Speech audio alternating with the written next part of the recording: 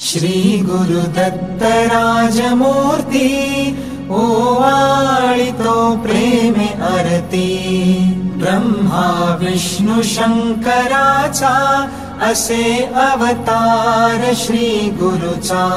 कराया उद्धार जगाचा जाहला बाळ अत्रि ऋषीचा।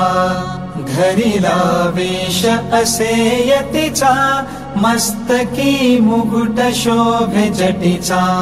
कंठी रुद्राक्ष माळ धरुनी हातामध्ये आयुध बहुध भरुनी। तेणे भक्तांचे क्लेश हरुनी त्यासी करुनी नमन अगशमन। होईल रिपु दमन गमन असे त्रैलोक्यावरती।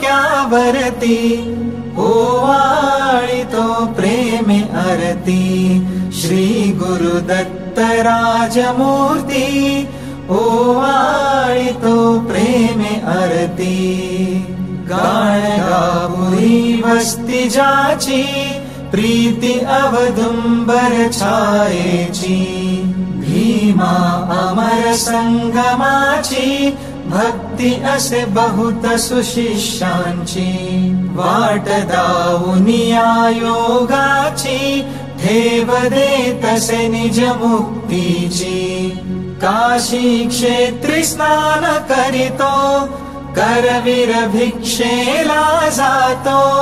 माहुरी निद्रेला वरितो तरतरित छाती झरझरित नेत्र गरगरित शोभतो त्रिशूळ जया हाती।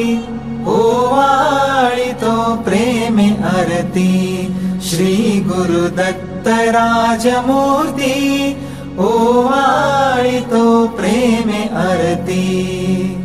अवधूत स्वामी सुखानंदा ओवाळितो सौख्य कंदा। तारी हा दास हृदय कंदा सोडवी विषय मोह छंदा।